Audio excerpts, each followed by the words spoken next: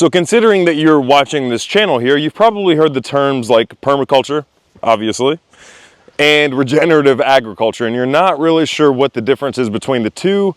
Is it just like a fancy way of saying organic farming? Today we're going to go over, and this was actually based off of a recent question that I had, but today we're going to be going over the similarities and the differences between permaculture and regenerative agriculture, and then realizing that they're basically the same thing, but in a unique way. Let's go over it. Now, before we get into that, my name is William, the Permaculture Consultant. I do permaculture consultation and design. If you want any of that done on your property, then hit up the email down below, as well as soil biology testing. And if you're unfamiliar with the benefits of either one of those, then check out just my previous videos.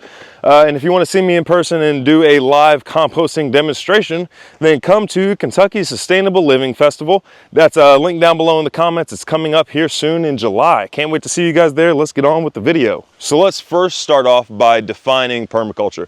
What is permaculture? It is a design science and a design philosophy that you use when you approach any kind of landscape, climate, homestead, farm, garden, east-facing patio. Any of that stuff, you design it through the permaculture lens. They're like truth goggles, basically. That's what it is, and it's based off of 3 permaculture ethics and 12 design principles. The 3 permaculture ethics are earth care, people care, and return the surplus to the first 2 ethics. It used to be setting limits to population, but the Marxists or the eugenicists went crazy with that, and they took it out of context, and that went that way. So it got changed to return the surplus to the first 2 ethics. Now, recently, the communists tried to attack it again and turn it into fair share.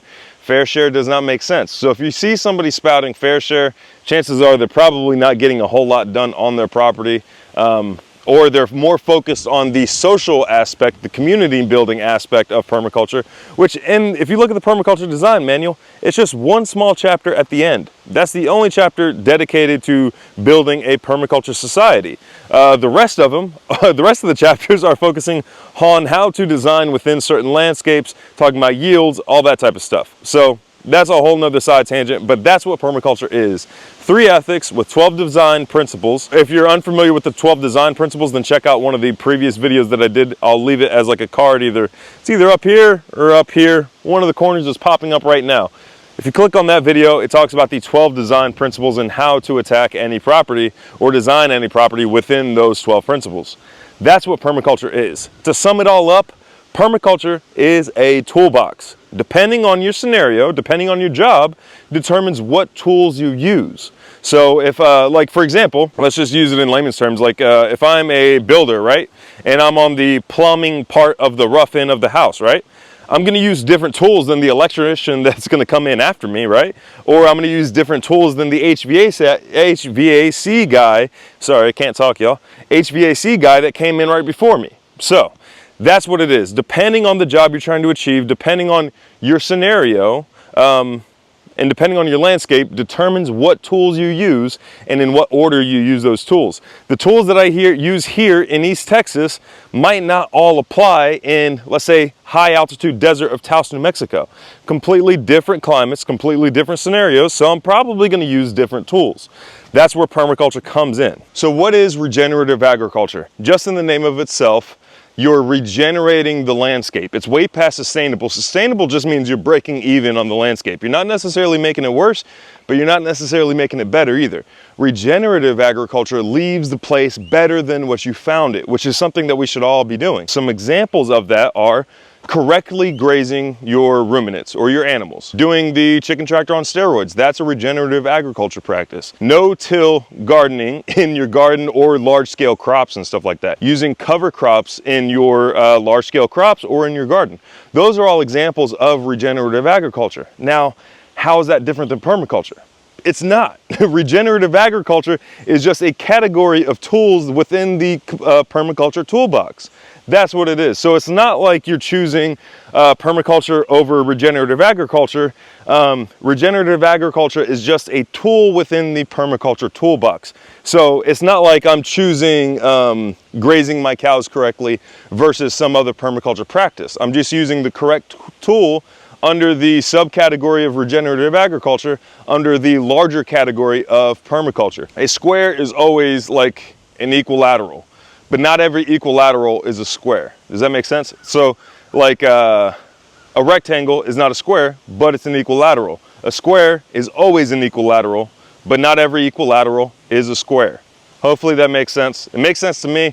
I don't know if that makes sense to y'all, but that's what it is. So regenerative agriculture is always permaculture, but permaculture isn't always regenerative agriculture, because permaculture has a way bigger array of responsibilities than regenerative agriculture, because permaculture talks about like infrastructure placement, zoning within your farm, water catchment, water harvesting, what else? Like earthworks in order to manage, store, amplify, direct water, stuff like that.